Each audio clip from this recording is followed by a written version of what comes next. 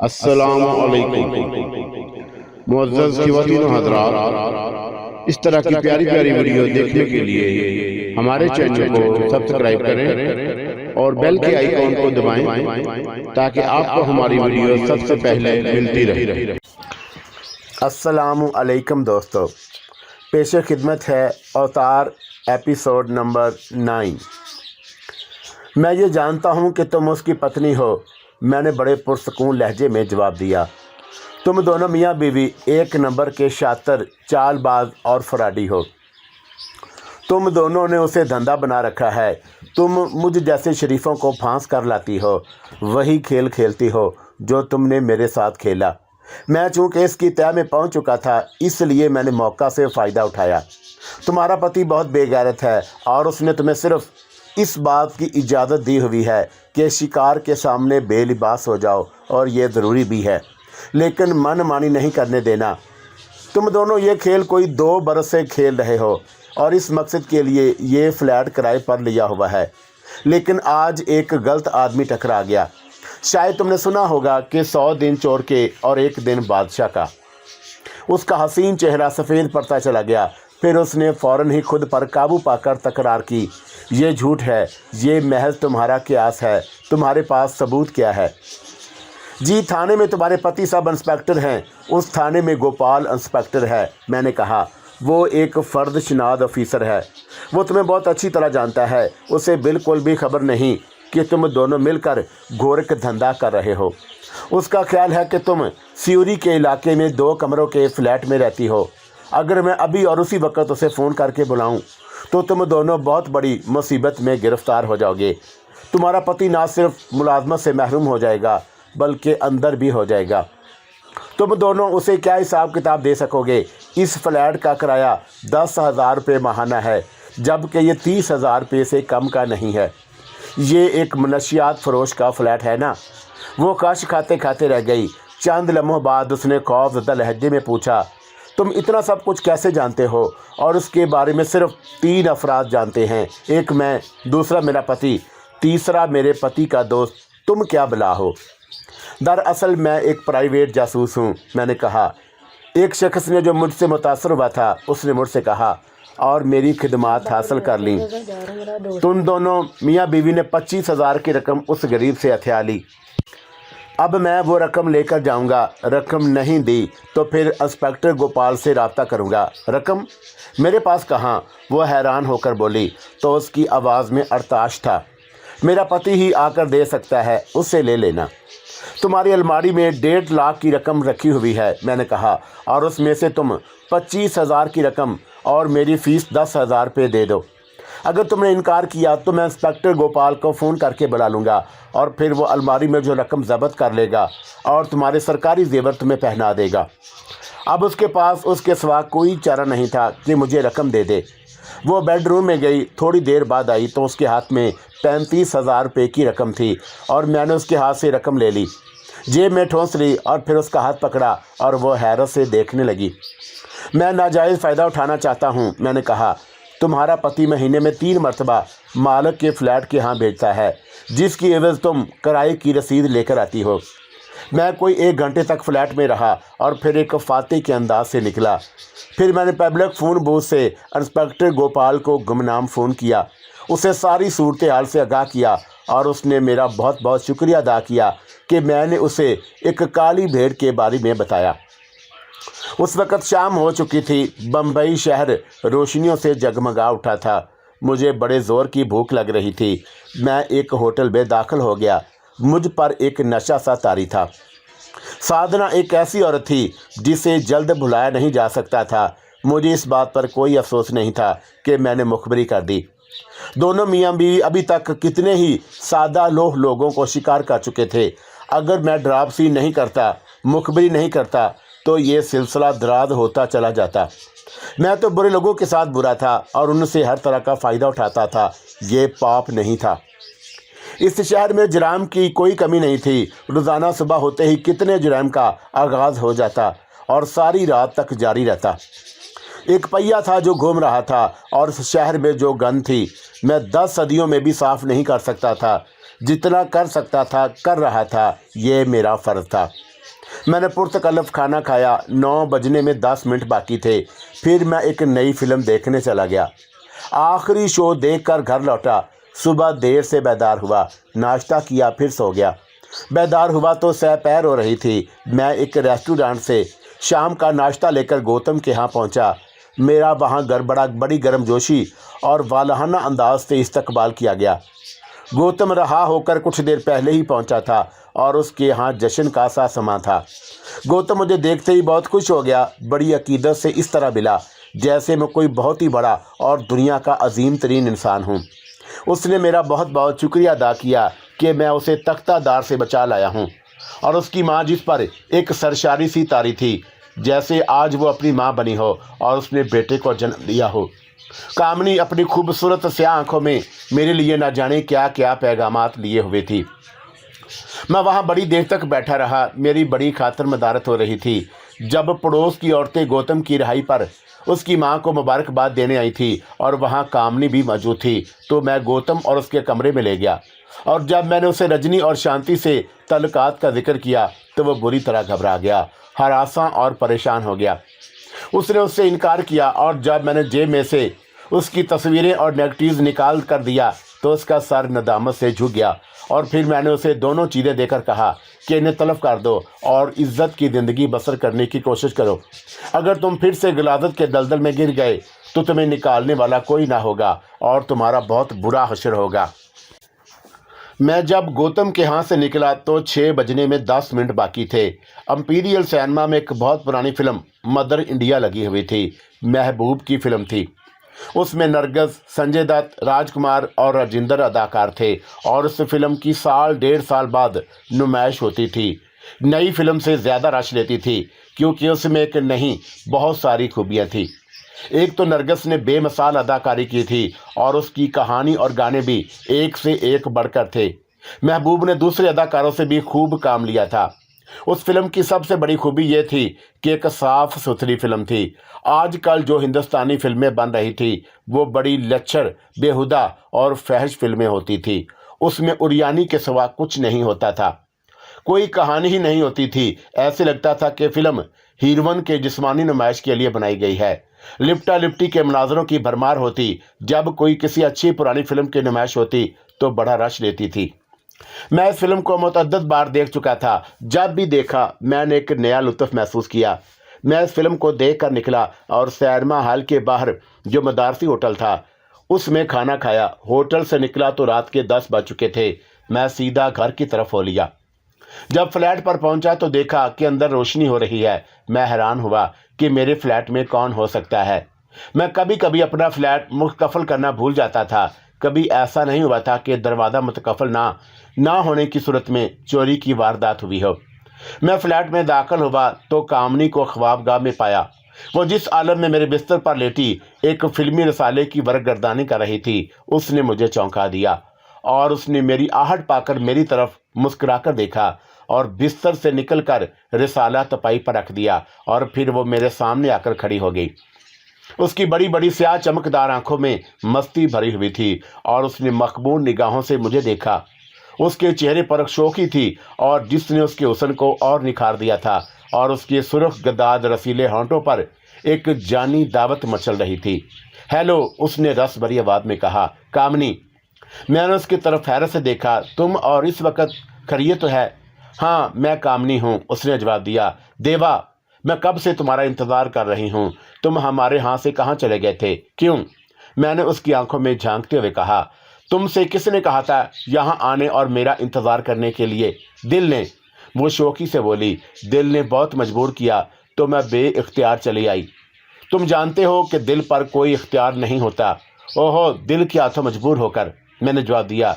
लेकिन दिल के हाथों पर जो चलता है वो चलते हैं, वो नुकसान में रहते हैं। वो कैसे? उसने सवालिया नज़रों से देखते हुए पूछा। क्या दिल नहीं होता है? वो कैसे नुकसान पहुंचा सकता है? दिल अंधा होता है, मैंने उसे समझाया। वो सिर्फ महसूस कर सकता है, उसे कुछ खबर नहीं होती कि अंजाम क्या होगा। मुझे अंजाम की कोई परवाह नहीं। कामनी ने बेपरवाही से अपने शाने झटके। ये मन बड़ा पापी होता है, तुम अच्छी तरह जानते हो। तुमने अपने भाई से कोई सबक नहीं सीखा, मैंने तेज लहजे में कहा। मैंने तुम लोगों को गौतम के बारे में कुछ नहीं बताया।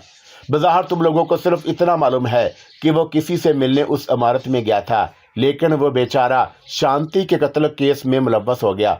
लेकिन बात कुछ और है।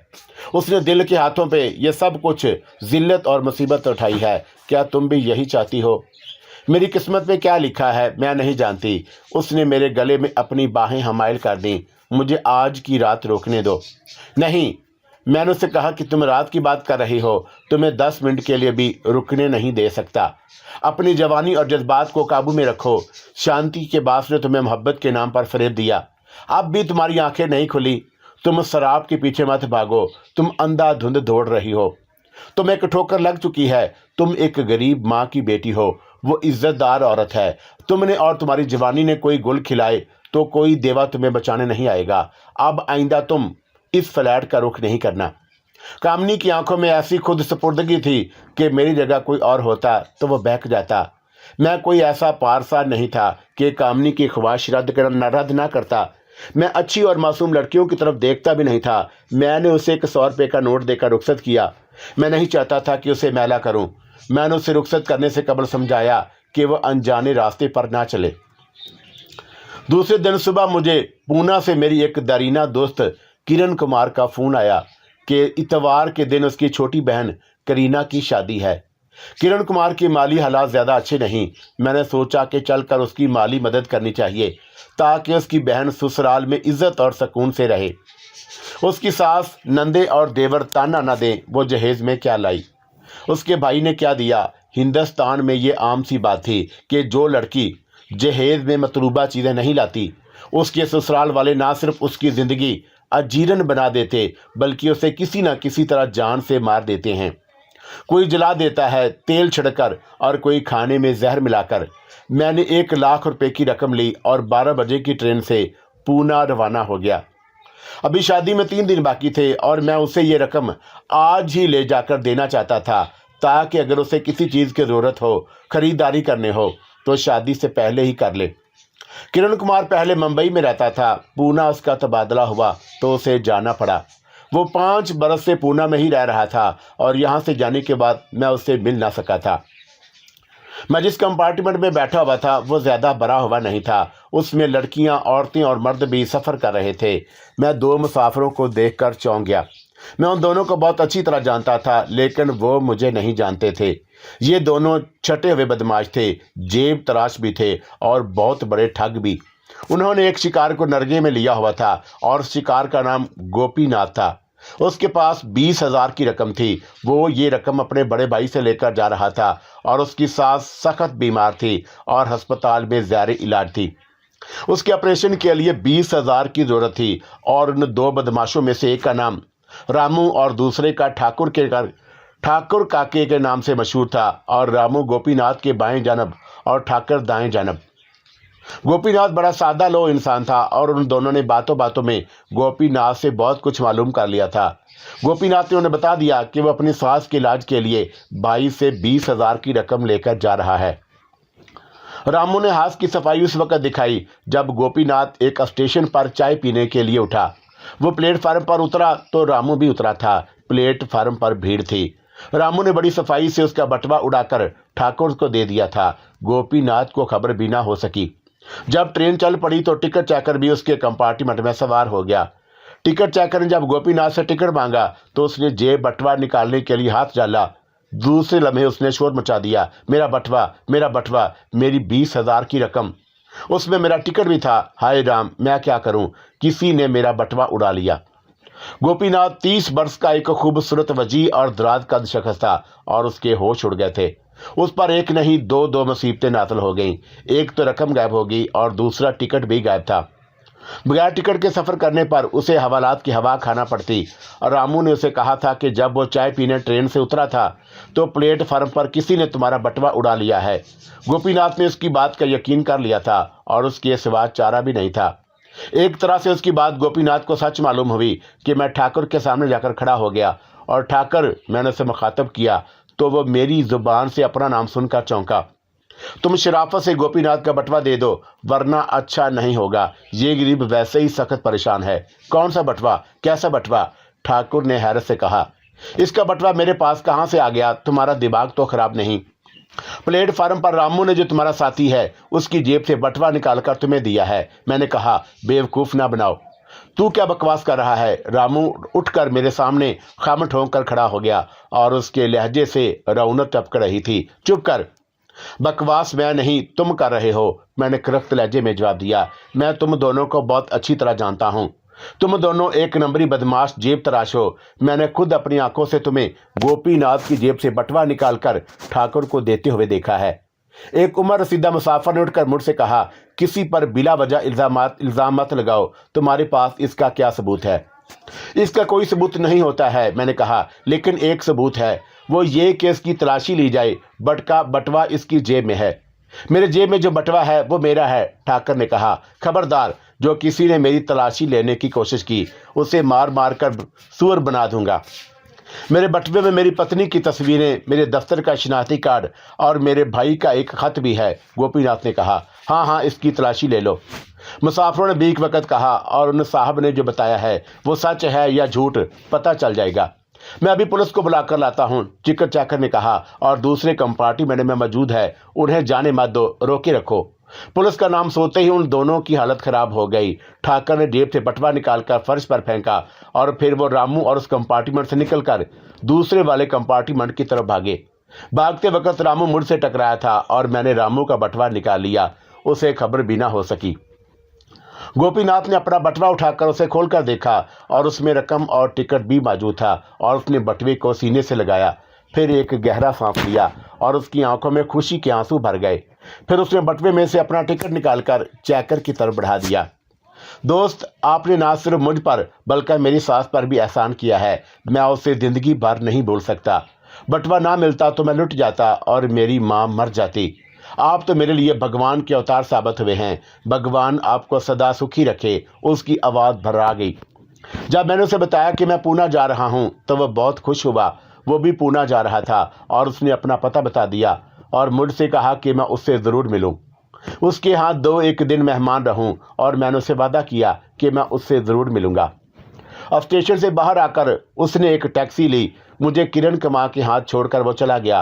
किरण कुमार, उसकी माँ, बीवी और बहन करीना देखकर बहुत खुश हुए, और जब मैंने किरण कुमार के हाथ पर रकम रखी तो वह खुशी के जज्बात से मगलूब होकर फूट फूट कर रो पड़ा। उसे अपनी बहन की शादी के लिए मजीद 1 लाख की रकम की ज़रूरत थी। एक दोस्तों ने कर्ज के तौर पर देने का वादा किया था, लेकिन ऐन वक़्त पर मुकर गए थे और उसकी समझ में नहीं आया था। आखिरी सूरत यह रह जाती थी कि बम्बई में उसका जो फ्लैट था वो किसी मारवाड़ी के पास रहन रखकर कर्ज ले। सूद इतना था कि उसकी अदायगी बस की बात ना थी। सारा घर सख्त परेशान था और उनका चैन सुकून और रात की नींदें उड़ गई थी। करीना की शादी रिवायती अंदाज से हुई और मैंने ये रकम कर्ज नहीं दी थी, मैंने एक भाई की हैसियत से दी थी। मैंने करीना को गोदों में खिलाया था और उन लोगों को खुशी से सरशार देकर मेरी आत्मा को जो शांति मिली वो शायद बड़ी से बड़ी दौलत पाकर भी नहीं मिल सकी थी। शादी के तीसरे दिन सहपहर के वक़्त गोपीनाथ मुझे अपने घर ले जाने के लिए आ गया और उसने रास्ते में बताया कि उसकी सास का ऑपरेशन कामयाब रहा है। 2-3 दिन बाद अस्पताल से बड़ी बेटी के यहाँ चली जाएगी। गोपीनाथ का अपना मकान था और 3 कमरों का ये बड़ा सा मकान था। ना सिर्फ कमरे बहुत कुशादा थे बल्कि सेहन भी बहुत बड़ा था और उसमें नीम का एक घना दरख्त था। उस दरख्त के नीचे 2 चारपाइयाँ पड़ी हुई थी। मकान बहुत साफ सुथरा और नहायत आरास्ता था, जिससे अंदाज़ा होता था कि उसकी बीवी बहुत सलीकामंद और सुघड़ वाक़या हुई है और उसका सुघड़पन एक एक चीज़ से ज़ाहिर था। गोपीनाथ की बीवी राधा 22-23 वर्ष की होगी। वो बहुत हसीन थी और उसमें बड़ी जाज़बियत और दिलकशी थी। उसके पुरशबाब गुदाद बदन में ऐसी हिजान खेदी थी कि निगाह हटने का नाम न ले। गोपीनाथ की तरह दराज कद थी। हिंदुस्तान की फिल्म इंडस्ट्री को ऐसे बदन की औरत की ज़रूरत थी। अगर वो फिल्म इंडस्ट्री में किस्मत आजमाई करे तो हाथों हाथ ली जा सकती है और वह स्क्रीन पर आकर तहलका मचा देती। ऐसी सेक्सी हीरोइन पूरी फिल्म इंडस्ट्री में नहीं थी, वो क़यामत थी। गोपीनाथ बड़ा खुश नसीब था कि उसे ऐसी हसीन बीवी मिली। दोनों का बेहतरीन जोड़ा था, काबिल रश्क था। राधा बड़ी हंसमुख और खुश मिजाज थी और उसमें पंदारे हुस्न बिल्कुल भी न था। वह मुझसे बहुत मुतासर थी और इस कारण उसने मेरा बहुत शुक्रिया अदा किया था कि मेरी बदौलत बटवा मिल गया था। बर वक्त ऑपरेशन ना होता तो उसकी मां को दोबारा जिंदगी नहीं मिलती और वह मुझसे ऐसी बेतकल्लफ हो गई कि 2-1 घंटे में जैसे मैं उसके खानदान का फर्द या बरसों का शनासा हूं। और उसने रात का खाना जो बनाया वो बेहद शानदार और मज़ेदार था। रात के खाने से फरागत खाने करने के बाद हम तीनों सहन में बैठकर बहुत देर बातें करते रहे और मैंने उन दोनों का ज़हर पढ़ने की कोशिश नहीं की थी। इसकी कोई ज़रूरत भी नहीं थी। मैं बिला वजह किसी का ज़हन पढ़ता भी नहीं था और उनकी शादी को 6 बरस हो गए थे और उस घर के आंगन में अभी तक कोई फूल नहीं खिला था। घर में साले रवां के 3 कैलेंडर थे और उन तीनों कैलेंडरों में खूबसूरत नन्हे मुन्ने प्यारे प्यारे गोल मटोल बच्चों की तस्वीरें थी। ये बच्चे सिर्फ हिंदुस्तान के नहीं बल्कि दुनिया के मुख्तलिफ ममालिक के थे और उसके अलावा 2 बहुत बड़े फ्रेमों में बहुत ही खूबसूरत बच्चों की तस्वीरें थी। ये सारा इंतखाब राधा का किया हुआ था। जब हम सोने के लिए उठ रहे थे तब किसी ने बैरूनी दरवाजे पर दस्तक दी। गोपीनाथ आ गया। कुछ देर बाद वापस आकर बोला, राधा, मेरे दोस्त रमेश का एक्सीडेंट हो गया है। शेखर मुझे लेने आया है। मैं जा रहा हूँ। मेरी वापसी शायद सुबह तक हो। मैं भी साथ चलता हूँ। मैंने कहा, मैं यहाँ रहकर क्या करूँगा? शायद मेरी ज़रूरत पड़ जाए। खून की ज़रूरत पड़ेगी तो मैं दूंगा। नहीं नहीं, गोपीनाथ ने कहा, आप आराम करें, सो जाएं। रात के 11 बज रहे हैं और वहाँ खून देने वाले बहुत हैं। मैंने साथ चलने के लिए बेहद असरार किया, लेकिन गोपीनाथ ना तो साथ ले चलने को तैयार हुआ और ना ही उसने मुझे अपने दोस्त किरण कुमार के यहाँ आने जाने की इजाज़त दी। उसने कहा कि मैं मौसन हूँ मियाँ बीवी का, लिहाजा उन्हें सेवा करने का मौका दिया जाए और वह सुबह 9-10 बजे तक आ जाएगा। उसके दोस्त शेखर का जो एक्सीडेंट हुआ है वो बड़ा ज़बरदस्त है। 1 घंटे बाद शेखर का ऑपरेशन होगा। गोपीनाथ चला गया। अब उस घर में मैं और राधा रह गए थे। रात का समय था, तन्हाई थी। हम दोनों के सिवा कोई नहीं था और मैं यहाँ इस वजह से रुकना नहीं चाहता था कि आखिर मैं एक इंसान था, शराफत का पीकर नहीं था। मेरी ज़िंदगी में बहुत सारी औरतें आई थी, लेकिन मैंने कभी उन औरतों की तरफ पेश कदमी नहीं की थी, पहल नहीं की थी। जो औरतें भी पके फल की तरह मेरी झोली में गिरी थी वो अच्छी ना थी।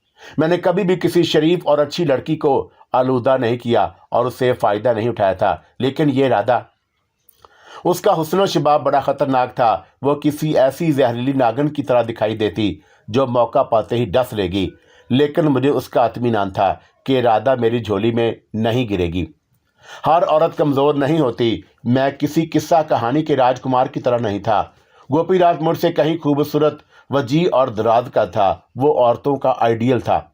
दोनों मियाँ बीवी एक दूसरे से बेपनाह मोहब्बत करते थे और उसका अंदाज़ा मुझे चंद घंटों के समय में हो गया था।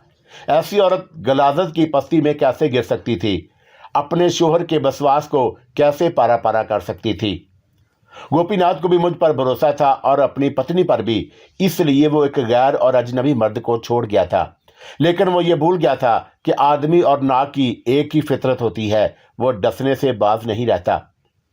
जब हम खाना खाने के बाद सेहन में बैठे चाय पी रहे थे तब मैंने बच्चों की तस्वीरों के बारे में गोपीनाथ से पूछा तो उसने कहा था कि हमारी शादी को 6-7 बरस का अरसा हो रहा है।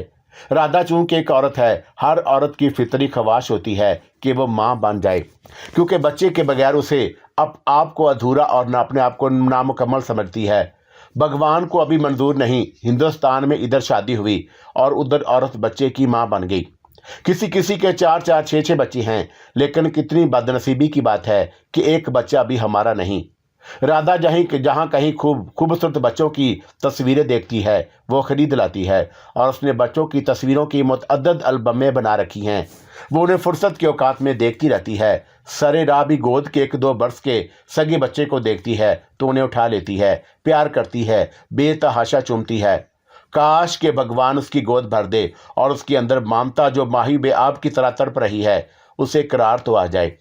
मुझे भगवान पर विश्वास है कि वह कभी न कभी तो उसकी सबसे बड़ी आरज़ू पूरी कर देगा। जब इस मौजू पर बात हो रही थी राधा बड़ी जज्बाती हो गई। फिर मैंने मौजू बदल दिया था ताकि उसके दिल को ठेस न पहुंचे। जब गोपीनाथ रुखसत हुआ तो राधा बैरूनी दरवाज़ा बंद करने गई थी। मैं उस वक्त सेहन में बैठा हुआ चांद को देख रहा था। ये 14वीं का चांद था। मकान के दाएं बाएं दो सायादार दरख्त सिपाहियों की तरह खड़े थे। हरी भरी पत्तियों से लदी हुई शाखें मकान की छत पर यूं फैल गई थी जैसे वो दोनों दरख्त इस मकान को अपने बच्चे की तरह समझते हैं। तेज हवा की जिद में उन दरख्तों की शाखें आपस में टकरा रही थी, लड़ रही थी, झगड़ रही थी, शोर मचा रही थी। चांद की रोशनी में वो मकान वीरान सा दिखाई देता था, इसलिए कि उस मकान में कोई बच्चा नहीं था। फूल खिला हुआ था, सहन सूना पड़ा हुआ था। कुछ देर बाद वो दरवाज़ा बंद करके आई और फिर उसने रसीली आवाज़ में कहा, आइए चलिए मैं आपको आपका कमरा दिखा दूं। मैं उसके साथ हो लिया। वो मुझे एक कुशादा कमरे में ले आई। एक कोने में पुरानी वाजा की इतनी बड़ी मसहरी थी जिस पर 2-3 आदमी बाआसानी और बड़े इत्मीनान से सो सकते थे। अब ऐसी मसहरियाँ नज़र नहीं आती और ना ही उनका रिवाज रहा है। मसहरी के ऐन सामने एक बहुत बड़ी सिंगार मेज़ थी। उसका आईना इतना बड़ा था कि ना सिर्फ पूरी मसहरी बल्कि एक कमरा दिखाई देता था। एक एक चीज़ भी साफ दिखाई देती। सरहाने एक मेज़ थी और जिस पर कांच का एक जग पानी से भरा था और उसे तश्तरी से ढका हुआ था। उस पर गिलास रखा हुआ था और मसहरी पर जो साफ सुथरा बिछा हुआ था वो बड़ा आरामदा और गुदाज था और गोपीनाथ के जाने के बाद बिस्तर बिछाकर मुझे लेने आई थी। मैंने राधा को नाकदाना नज़रों से नहीं देखा था और उस कमरे की तन्हाई और बल्ब की तेज़ रोशनी में उसे बहुत करीब और गौर से देखा। वो 22 बरस की एक भरपूर जवान औरत थी। दराज कद, बीजवी चेहरा और प्यासी आंखें जो देखने वालों को पहली ही नज़र में मकनातीस की तरह खींच लेने वाली थीं। उसके मतनासिब जिस्म की वजह से उसकी उम्र जैसे आप ही आप कम हो गई थी। वो जवान औरत की बजाय 2 शेरा नजर आती थी। 16 बरस से ज़्यादा की मालूम नहीं होती थी। गोपीनाथ उसके सामने ज़्यादा उम्र का लगता था। ये कमरा कैसा है? राधा ने मेरे चेहरे पर निगाहें मरकूज करके पूछा। पसंद नहीं है तो दूसरा कमरा दे दूं। बहुत अच्छा है, मैंने कहा। ठंडा भी है। सेहन की तरफ खुलने वाली खिड़की से कैसी अच्छी और तरोताज़ा हवा आ रही है। कमरा पसंद आया। मकान बहुत अच्छा और खूबसूरत है, राधा ने कहा, लेकिन फूल के बगैर कैसा वीरान, खंडर की तरह लग रहा है ना। फिर कुछ देर के बाद बोली, अच्छा अब आप आराम करें, मैं सोने जा रही हूँ। और उसने साड़ी सीने और शाने पर दुरुस्त करते हुए कहा, बराबर का मेरा कमरा है। अगर आपको किसी भी वक्त किसी चीज़ की ज़रूरत हो तो मुझे आवाज़ दे ले, लेकिन आपको आकर जगाना पड़ेगा क्योंकि मैं गहरी नींद सोती हूँ। मुझे किसी चीज़ की कोई ज़रूरत ना होगी, मैंने कहा, इसलिए कि बिस्तर पर गिरते ही मैं ऐसा सो जाता हूँ जैसे घोड़े बेचकर सोया हूँ। लेकिन बाद औक़ात रातों को मेरी नींद उड़ जाती है, उसने कहा, और उस वक़्त नींद आकर दबोच लेती है जब पो फट रही हो।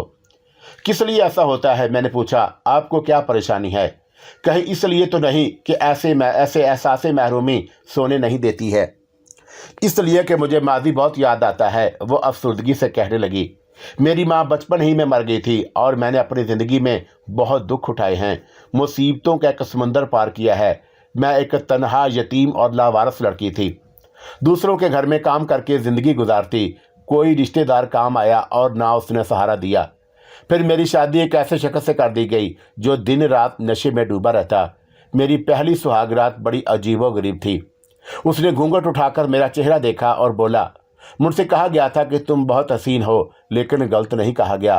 तुम तो मेरे अंदाजे और तसव्वुर से कहीं हसीन हो। और मेरी ज़िंदगी में बहुत सी औरतें और 12-13 बरस की लड़कियां भी आईं, मगर हर एक औरत एक जैसी होती है। मुझे औरत से ज़्यादा शराब से शौक़ है। तुम ऐसा करो, अभी और इसी वक्त मेरे साथ चलो। मैं तुम्हें अपने एक अमीर कबीर दोस्त के पास ले चलता हूँ। वो तुम्हारे साथ सुहागरात मना लेगा। सुहागरात औरत की बहुत बड़ी तमन्ना होती है। वो तुम्हारी एक रात के इवज़ इतनी रकम दे देगा कि मुझे 1 हफ्ते तक की शराब मिल जाएगी। मैं अपनी 2 बीवियों को जो 16-16 बरस की थी ले जा चुका हूँ। वो हरामजादियाँ कुछ दिनों बाद भाग गईं। तुम ना भाग जाना। मैं तुम्हें और भी दोस्तों के पास ले जाऊँगा और वो बड़े कदरदान हैं औरतों के। मैंने उसके साथ जाने से इनकार कर दिया तो पहले उसने एक ऐसी फहश और बेहुदा गालियाँ दी कि मैं शर्म से दोहरी हो गई। खूब मारा और चलने के लिए मजबूर किया। फिर मैं सुहाग के लिबास में उसके घर से उसी वक्त भाग निकली। उसने मेरा ताक़ब किया और वो उस वक्त नशे में धुत था। मैं उस वक्त भागते भागते गोपीनाथ के घर में घुस गई। गोपीनाथ ने मुझे पनाह दी और सुबह हुई तो पता चला कि मैं बेवा हो चुकी हूँ। मेरा पति एक हादसे का शिकार होकर मर गया था। अच्छा हुआ मर गया। मैंने सुबह गोपीनाथ से कहा कि अब मैं बेवा हो चुकी हूँ, आज़ाद हूँ, मेरी राह में कोई पत्थर नहीं है, कांटा नहीं है, मुझसे शादी कर लो। गोपीनाथ ने साफ इनकार कर दिया और मैंने उससे कहा कि तुम मुझसे शादी कर लो, और अगर तुमने मुझसे शादी नहीं की तो जिसने मुझे इस शराबी के पास हाथ बेचा था वो फिर मेरा सौदा कर देगा। मैं किसी बर्दा फरोश के हथे लग जाऊंगी, वो मुझसे जिस्म फरोशी कराता रहेगा। और उसने मुझे बहुत समझाया कि वो किसी वजह से मुझसे शादी करना नहीं चाहता है। अगर मैंने शादी कर ली तो बाद में पछताऊंगी। मैंने भगवान की सौगंध खाकर कहा कि नहीं, मैं नहीं पछताऊंगी। जुबान से किसी भी बात पर उफ ना करूंगी, तुम्हारी बांदी बनकर रहूंगी, तुम्हारी सेवा करूंगी। आखिर उसने चारों नचार मुझसे ब्याह कर लिया और मैंने शादी के बाद मोहल्ले की एक औरत को माँ बना लिया और उसे सगी माँ से बढ़कर चाहा।